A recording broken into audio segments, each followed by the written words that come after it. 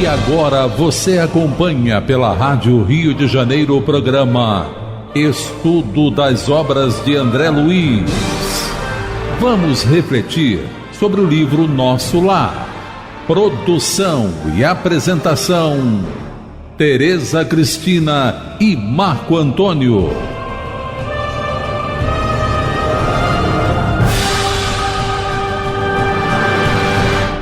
Olá, caros ouvintes da Rádio Rio de Janeiro.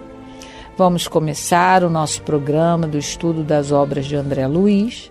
Estamos estudando o livro Nosso Lar, que foi psicografado por Francisco Cândido Xavier pelo espírito André Luiz. Amigos ouvintes da emissora da Fraternidade Rádio Rio de Janeiro, dando continuidade aqui ao estudo do livro Nosso Lar, nós iniciamos no programa passado o capítulo 38, o caso Tobias.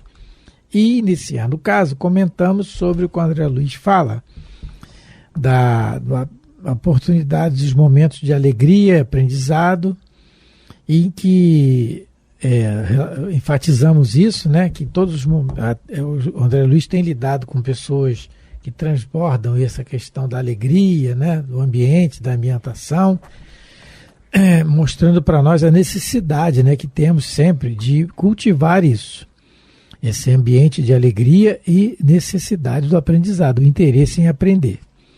E mais adiante, ele é apresentado à irmã e à esposa do Tobias, irmã e esposa, e fala da sua delicadeza e gentileza.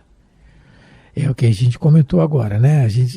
Alegria, aprendizado, delicadeza, afabilidade, é o que ele está encontrando na ambientação. Tal a ambientação da colônia, já que é uma colônia de refazimento. Se é uma colônia de refazimento, tem que ter um bom ambiente. Ninguém vai se refazer num ambiente tumultuoso, não é? Então, há necessidade desse comportamento das pessoas para que o ambiente se faça salutar. E mais adiante, ele comenta sobre a biblioteca do Tobias. Ele fala da biblioteca do Tobias, que são volumes maravilhosos na encadernação, quer dizer, na apresentação, mostrando cuidado, e no conteúdo espiritual. E aí, nessa questão do conteúdo espiritual da biblioteca, dos livros, nós comentamos sobre isso, sobre a necessidade de nós vigiarmos aquilo que estamos lendo, e não, ao compulsar uma obra dita espírita, que a gente observe o conteúdo, o que ela diz realmente, e através disso a gente faz. Como que a gente faz isso, né? Uma comparação com a obra básica, primeiramente com a obra básica, e ver se aquilo ali coincide com o que Kardec coloca na obra básica.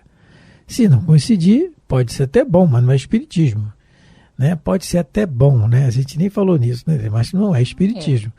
Mas e aí que a gente observe isso sempre. Falamos das quantidades de livros que Chico psicografou, são em torno de 450 obras, Divaldo Pereira Franco em torno de 300 obras, tem o Pentateuco Kardeciano, tem toda a obra da Revista Espírita, são 12 volumes. Então tem muita coisa séria e certa para ler, e não há como a gente perder tempo e ler qualquer coisa, né? Que a gente analise sempre isso. Tanta gente que me diz que leu livro tal, A ou B, mas não leu uma obra psicografada pelo Chico até hoje. Poxa, mas tanto... eu adoro romance, mas não leu um. E enfatizamos isso sobre a questão dos romances, dizendo da veracidade do que está ali. Lembramos que tem também, repetindo, né, existe no YouTube uma palestra antiga do Dr. Haroldo Dutra Dias, um palestrante espírita, em que é um trabalho que ele estava fazendo com um grupo lá, acho que de Belo Horizonte, sobre dados históricos dos romances de Emmanuel, enfatizando ali detalhes dos romances da veracidade, de não tinha condições do Chico saber, até porque tem, quando da psicografia, até porque tem coisas ali que só foram comprovadas hoje assim, há pouco tempo atrás. Ele enfatiza no livro Renúncia e Paulo Estevão, é o que ele coloca. Então, dados históricos dos romances de Emmanuel, uma palestra muito, muito interessante que tem no YouTube. E fizemos esse comentário sobre as obras, sobre os livros, a seriedade que nós temos, que a obra tem que ter, que nós temos que observar, né? E aí vamos continuar, então, no 4º parágrafo, né? Isso, 4º parágrafo. A senhora Hilda convidou-me a visitar o jardim, para que pudesse observar de perto alguns caramanchões de caprichosos formatos. Cada casa em nosso lar parecia especializar-se na cultura de determinadas flores. Então ele está falando aqui da ornamentação da casa. Às vezes a gente estranha, mas tem flor, tem ornamentação. Gente, no capítulo 8 do Livro dos Médiuns, intitulado No Laboratório do Mundo Invisível, Kardec faz essa pergunta aos espíritos da possibilidade dos espíritos modificarem, não só modificarem a matéria que existe aqui conosco, para que nos apresentar alguma coisa, como também criar alguma coisa temporariamente para que nós observemos. Então, isso Kardec já analisou, já pesquisou, isso está lá escrito no Livro dos Médiuns. Vou repetir o capítulo 8 do Laboratório do Mundo Invisível. No livro Voltei, livro Voltei, que é um livro muito interessante, psicografado pelo Chico também, que é a história da desencarnação do irmão Jacó, do Frederico Figler, que foi um dos diretores da Federação Espírita Brasileira e foi o dono das Casas Edison. E ele foi o introdutor do fonógrafo, aquela vitrola que tinha um orelhão grandão assim, que o pessoal... Ele que introduziu aquilo aqui no Brasil. E foi um grande empresário, ajudou muita gente. Ele, na gripe espanhola, ele botou dezenas de pessoas dentro da casa dele para cuidar. Ele se torna espírita porque uma filha dele que desencarnou, que é a que aparece no livro, com o nome de Marta, o nome dela não era Marta, eu esqueci agora, mas aparece no livro, ela desencarnou e ele teve notícias de uma médium que existia em Belém do Pará, chamado Ana Prado, o nome dessa médium. Excelente médium, ela viveu lá. E ele tinha dinheiro, já era muito rico na época, e ele vai para lá. Vai lá ver. E lá, chegando, a filha se materializa para ele, senta no colo dele, traz uma rosa para ele, e ele conversa com ele, coisas que só ela sabia, e ele, como filho e pai, ele se torna espírita. E um grande trabalhador do espiritismo, uma pessoa assim dinâmica, né, e tal. Chegou a ser diretor da federação, muito amigo do Dr. Bezerra de Menezes, Bittencourt Sampaio, Luiz Saião e outras entidades, aí os grandes trabalhadores, aí os guerreiros da primeira hora do espiritismo no Brasil. E ele desencarna, e aí o livro é muito interessante, que é a desencarnação dele, e a filha tem uma casa para recebê-lo. E aí nesse pedaço aqui do livro, que é intitulado Na Intimidade do Lar, é um trechinho que ele diz assim: daí a minutos, Marta ajudou-me... Não, ele fala assim, vamos passar aqui adiante, né? Passados alguns instantes, a Marta leva ele para a casa onde ele vai ficar. Achávamos junto da filha, numa confortável sala de estar. Com emoção, vi um retrato de família, adornado de flores. Umedeceram-me os olhos ao identificá-lo. Como não recordar semelhante peça afetiva? E mais adiante, a organização doméstica, na esfera elevada, mais próxima do homem, é muito rica de encanto, dito por ele.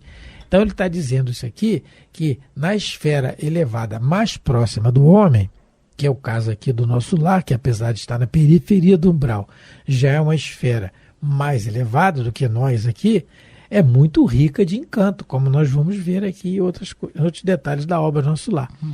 E o que a Kardec fala lá no Livro dos Médiuns, no capítulo 8, lembrando, no Laboratório do Mundo Invisível. É isso que o André Luiz está relatando para nós aqui, né? Isso. Tereza, quer falar alguma coisa? Não. Aí continua então. Em casa de Lísias, as glicínias e os lírios contavam-se por centenas. Olha, centenas. Na residência de Tobias, as hortênsias inumeráveis desabrochavam nos verdes lençóis de violetas. Belos caramanchões de árvores delicadas recordando o bambu ainda novo. Apresentavam no halo uma trepadeira interessante, cuja especialidade é unir frondes diversas, à guisa de enormes laços floridos, na verde cabeleira das árvores, formando o gracioso teto. Olha, gente, ele botou um parágrafo inteiro falando da beleza. Da beleza. Dizendo para a gente também que a morte não é uma derribalda das doces alegrias familiares. Não acaba. Continua, de acordo, claro, com o comportamento de cada um, sim, é lógico, né? Quando ele faz quando ele transmite para a gente, né, essa imagem de como é o jardim da casa lá do Tobias, eu lembrei para quem já teve oportunidade, do aeroporto de Salvador. Quando você sai do aeroporto, você passa por uma rua lindíssima, uma avenida, né? Não é uma avenida lindíssima, com os bambus trançados. É lindo. E é uma coisa aqui da terra, né? Do lugar, né, que a gente sabe que aqui na Terra ainda não é o paraíso, então, mas era uma beleza muito grande. Até hoje eu não me esqueço. E quando ele falou aqui do bambu, né, do bambu novo, que depois trançava fazendo um teto, eu não sei se hoje ainda é assim, mas acredito que não tenham... Né? Pelo menos eu espero que não, que tenham arrancado aquela ornamento, tipo vigiada, um cartão postal, vigiado, né? Tipo um cartão postal do aeroporto de Salvador. Mas foi o que me recordou aqui essa imagem que ele quer traduzir para a gente, mostrando que no mundo espiritual superior a beleza é algo cultivado, não é? Há cultivo mesmo. Cada um escolhe as plantas, as flores que quer, talvez tenha motivo, mas ele não coloca, mas cada um cuida muito bem do seu jardim, porque a nossa casa é o reflexo da nossa alma. Então, a gente reconhece quando entra numa casa organizada, limpa, cheirosa, não é?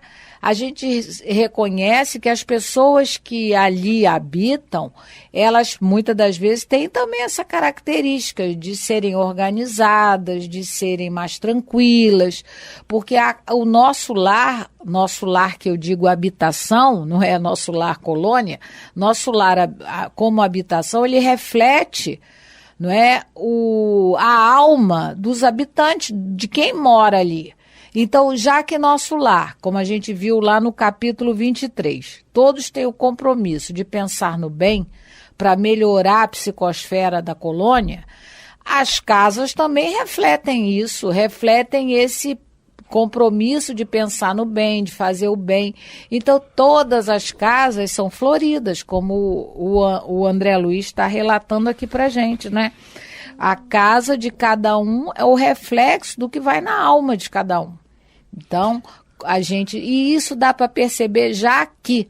Tem casas que a gente entra e sente paz, tranquilidade. Tem casas que a gente entra e às vezes a gente, até pela disposição das coisas, né, de como as coisas estão organizadas, a gente já vê que a alma dos moradores também deve estar complicada, desarmonizada, da mesma maneira que as coisas externas estão. Estou lembrando aqui, Tereza vai lembrar, de uma família que nós conhecemos há uns anos atrás, a Rosemary. Nós passamos na rua assim e nós vimos, tinha um barraco na linha do trem. Vários barracos. Mas tinha um barraco, né, do trem, e naquele barraco tinha umas panelas penduradas do lado de fora. Uma situação e uma lata com uma plantinha. Não, mas peraí, tem umas latas, mas a panela, gente, estava sol e a panela brilhava. Falei, Tereza, que é aquilo? Paramos o carro e fomos lá. Isso é doido, né? Paramos o carro e fomos lá. Batemos palma e tal. Olha, aí conhecemos a família da Rosemary. Eram 6 crianças? Eram 6 crianças. E o marido, logo depois o marido desencarnou, ela ficou viúva, mas o marido estava encarnado ainda. Gente, era um pedaço, um cômodo, era um barraco de madeira ali, mas uma limpeza, a pobreza estava ali estampada, necessidade material patente, mas uma limpeza Eu só começando, porque o que nos atraiu foi o brilho da panela. Mas eu lembro da lata com florzinha na porta. E tinha uma lata, lembrou, eu tinha esquecido, lembrei. Tinha uma lata com florzinha na porta. Isso, ornamentando uma lata velha. ali, Isso. ornamentando. Isso. As crianças, mas é o que a Teresa falou, isso retrata o esforço nosso que vem de dentro. As crianças, ela mesmo cortava o cabelo das crianças, as crianças com a roupa um pouquinho rasgada, mas tudo limpa, tudo certo. Então retrata o que vem de dentro. Não estamos aqui, pelo amor de Deus, criticando aqueles que passam por necessidade de fazer isso ou não. Não é isso. Nós estamos só retratando o que está escrito aqui. Ele está dizendo aqui, botou um parágrafo para dizer da beleza da ornamentação da casa do Tobias. E falou que na do Lísias é a mesma coisa. Então, quer dizer, ele está retratando. O que ele está dizendo aqui para a gente é assim, olha, floresça onde Deus lhe plantou. Porque é necessário florescer. Eu tenho que tomar cuidado em embelezar aquilo que Deus me emprestou, porque é emprestado. Não vamos esquecer disso. Aonde os Espíritos dizem primeiro, aonde a gente mora primeiramente. Eu moro na Penha, na rua Belisário Pena, não, eu moro primeiro no meu corpo. É a minha casa temporária. Então, é cuidar bem dele, é cuidar bem de onde eu moro, do endereço, é cuidar do carro que eu tenho, é cuidar. Ele está falando aqui, gente, do cuidado, ao contrário do desleixo. Ele não está falando do apego. Isso é outra coisa, é outra situação. É uma coisa, apego a gente tem que raciocinar que um dia a gente vai deixar, porque não é nosso. Tudo é emprestado. Nosso é onde reza o livre-arbítrio, é o nosso pensamento. Esse é nosso. Esse a gente leva.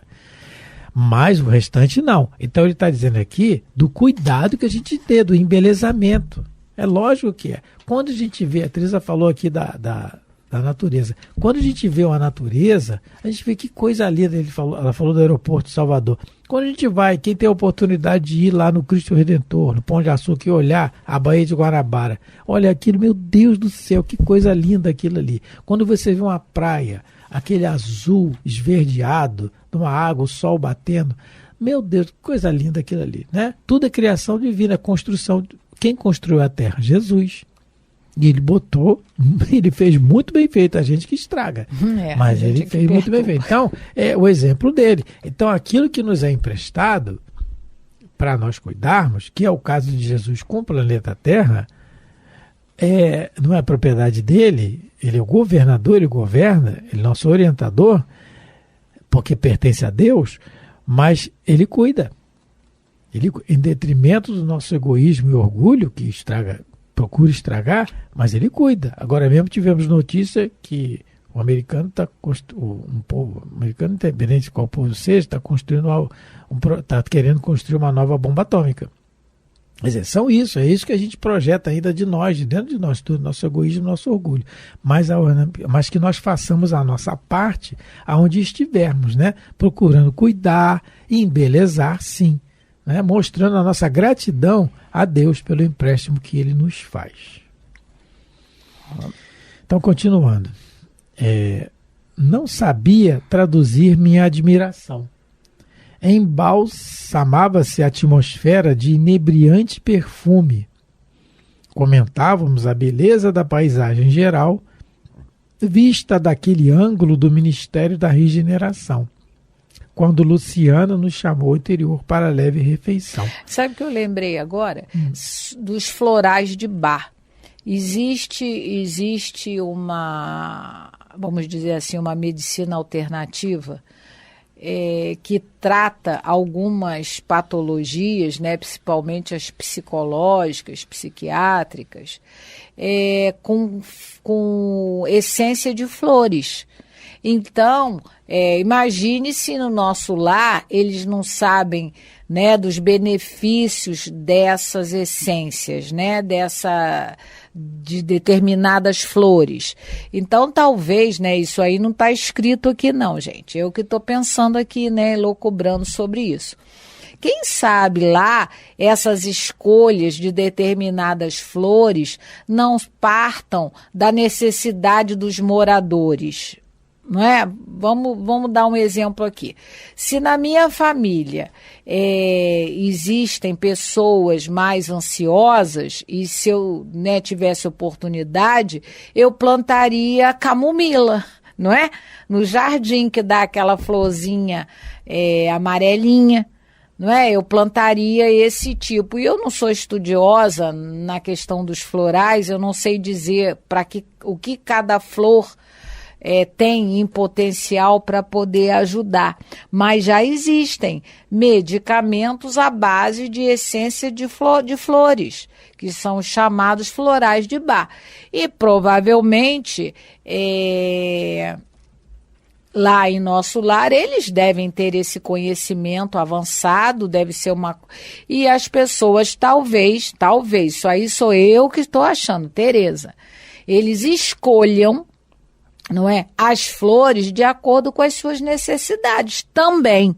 Às vezes porque gostam, acham bonito, mas também possa ser que tenha essa plantação um interesse outro, a nível mesmo de necessidade, porque tudo que Deus fez na natureza, no caso dos vegetais, e o próprio solo, né, servem de medicamento para o ser humano. Existem tratamentos que são feitos com um tipo de argila, de carvão, então enxofre. Então a gente sabe que na natureza tudo pode se converter em remédio e, dependendo, em veneno, né? Mas pode se converter em remédio. Então agora me veio essa ideia da questão, não é? De repente, eles também, além da beleza, talvez tenham a necessidade, saibam, né, que determinada flor serve como a florzinha da camomila. Aquela florzinha, aquele botãozinho amarelinho, não é? Serve para acalmar, serve para relaxar. E eles aí... Mas isso não está escrito, hein, pessoal? Isso aqui como se diz, achismo. Pensando, né? Existe um livro do Neio Lúcio, que o espírito Neio Lúcio, ele escreveu através do Chico Xavier, endereçado à família dele. Eram comunicações, não é um livro. Vou aqui retificar. Não é um livro. Eram várias orientações dadas, muitas das vezes pelo Neio Lúcio, à família dele, que era a família Joviano. E eles fizeram um livro, organizaram um livro. E nesse livro ele fala sobre o poder das flores, sabe? E se eu puder, nos próximos programas, talvez no próximo não, mas nos próximos, talvez nos próximos programas, eu lembre de trazer esse texto desse livro, que agora até me fugiu o nome também, agora eu não vou lembrar, mas no próximo programa, de repente, eu lembre o nome do livro e fale sobre, que eu já li lá, sobre o capítulo que ele fala do poder das flores, que a gente não imagina que elas tenham, né? Então é isso. Nesse parágrafo ele fala, né? Ele já falou da beleza, né? E comenta, já estamos terminando, né? Comentávamos a beleza da paisagem geral. Então a gente vai falar disso no próximo programa, um pouquinho mais dessa beleza, porque o tempo já está escasso, já está acabando. Já está terminando. Tá? Então, um abraço, aproveitando o que resta do tempo, para mandar um abraço novamente para o seu Jorge, para o seu Nilton e todos aqueles que conseguem nos acompanhar, exercitando a paciência. Muito obrigado pela atenção de todos e esperamos que o comentário nosso tenha sido útil, né, para o raciocínio de todos aí perante a vida. Muito obrigado pela atenção. Fiquem com Deus. Um grande abraço fraternal a todos os que nos ouvem, rogando a Deus e a Jesus e aos bons espíritos que possam continuar nos amparando, nos ajudando nas decisões que nós precisamos tomar na nossa existência, que eles possam continuar nos ajudando para que a gente consiga frear os nossos maus pensamentos e colocar os bons em prática. Muita paz de Jesus a todos. A Rádio Rio de Janeiro apresentou o programa Estudo das Obras de André Luiz. Produção e apresentação: Tereza Cristina e Marco Antônio.